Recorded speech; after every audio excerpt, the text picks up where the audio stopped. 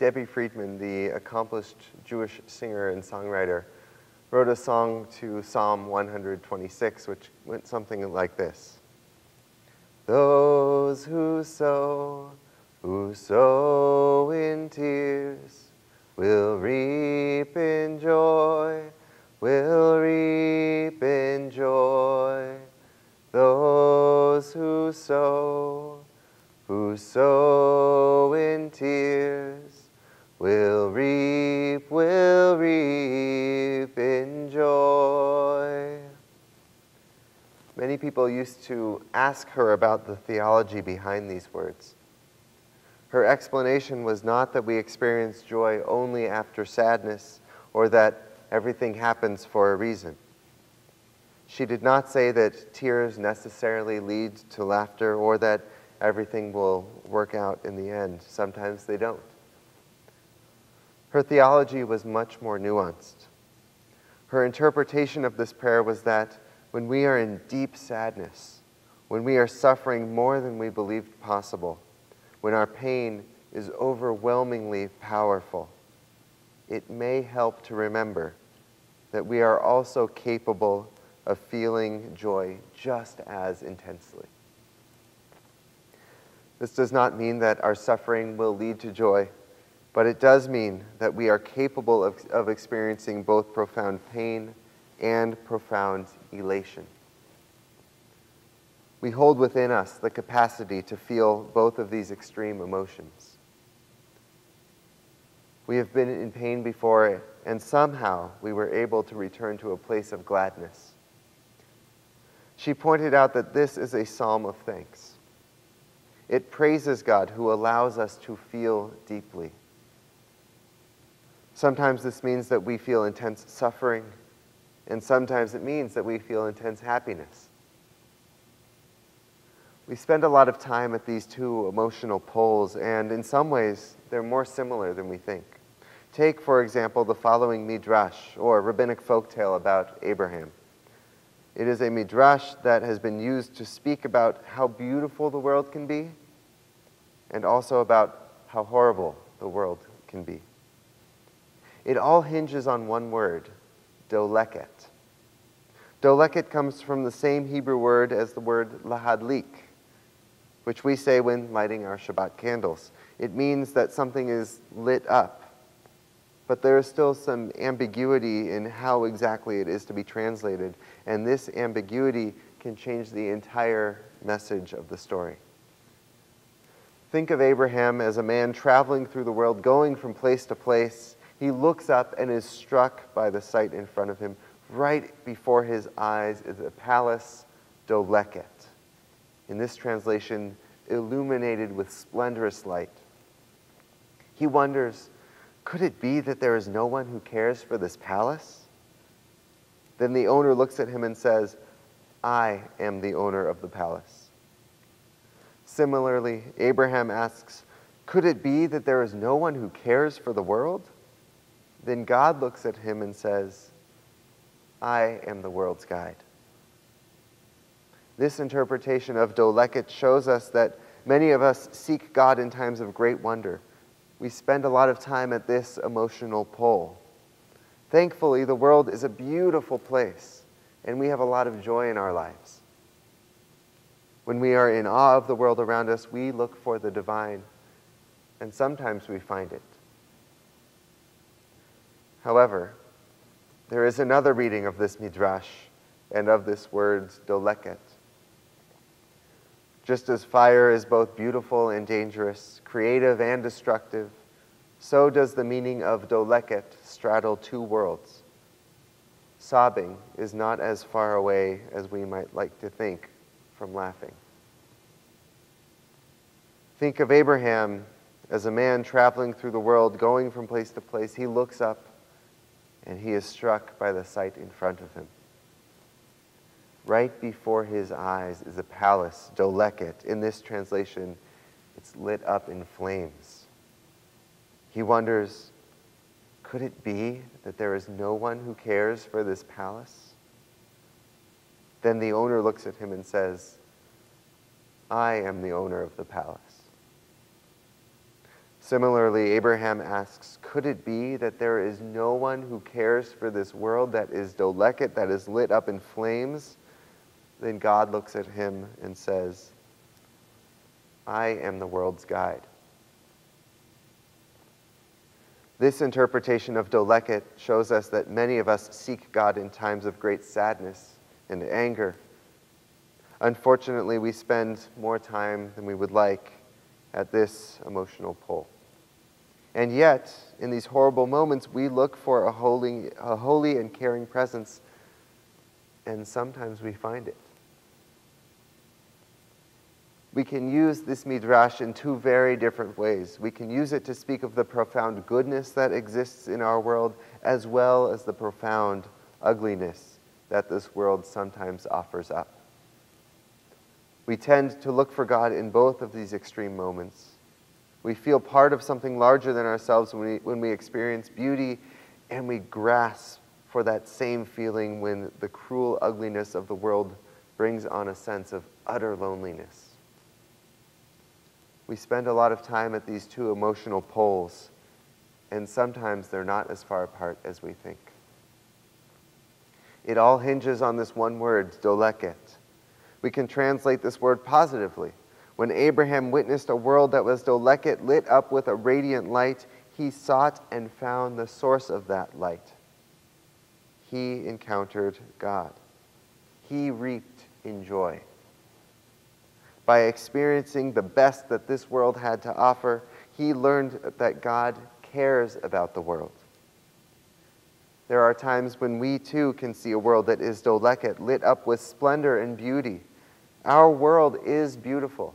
It is gleaming, full of light, from desert sunsets to the tiny fingers of a newborn baby to the simple melody of a favorite song.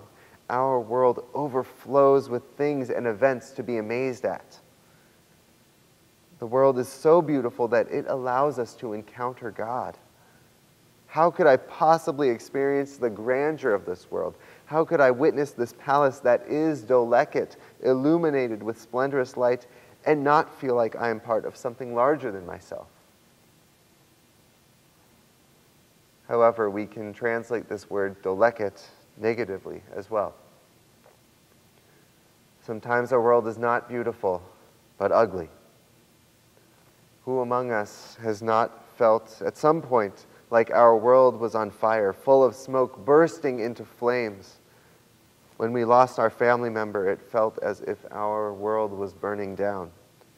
When we think back to the atrocities that have plagued our people, we see a world doleket, in flames, in a horrid state of brokenness. Just like Abraham, we ask ourselves, can it possibly be that there is no one who cares for this world? The Midrash answers this question forcefully. No, just as you are not alone in your joy, you are not alone in your tears. We are not alone. God cares. God cares that the world is doleket. God cares about our suffering. Rabbi Abraham Joshua Heschel, the 20th century rabbi and luminary in the realm of Jewish thought, had a radical theological belief. And he termed this radical belief divine pathos, the idea that human emotion and behavior affects God. When we rejoice, God also rejoices. When we cry, God feels our pain. God is there when we sow in tears, just as God is there when we reap in joy. We are not alone when we suffer. God cares that our world is in flames. Our world is both strikingly beautiful and strikingly horrifying. We spend a lot of time in both of these realities. We recognize and care deeply about both, and sometimes we travel between the two with a moment's notice. We tend to seek God when we are in awe of the world and when the world sickens us to our stomachs. Our tradition tells us that we are not alone in caring deeply about these things. God also cares. But I wonder whether or not this is a comforting notion. God may care about the flames, But that doesn't mean that God will put them out. If we believe that God cares, that God feels our suffering, does it ease our pain? Does it take away our loneliness? If God cannot or will not intervene in human affairs and extinguish the flames of ugliness that consume our world, does this notion bring us serenity? What good is God's care if God does not remove the voracious cancer cells or undo the heart attack that took the life of a loved one? The comfort comes, I believe, in the knowledge that we can imitate God. In a sense, God is our role model for caring. We have the ability to act in a godly way by caring for others who are experiencing loss or pain. We may not have the ability to cure a disease or bring someone back to life, but we cannot allow this limitation get in the way of what we are able to do. The potential to act in a godly way presents itself constantly. When we hear a tinge of loneliness in the voice of a friend, or when we get the news that someone in our community just lost her husband of 54 years, we can choose whether to do the holy work of caring and giving support. The choice is ours. Whether or not to care that this person's world is doleket, is burning down in flames, we can choose to emulate a caring God or not. It is sometimes a difficult choice, but our tradition calls on us to seek God and act in a godly manner whenever possible. This is what it means to be part of a Kehila Kedoshah, a holy community. This is what it means to be a Jew.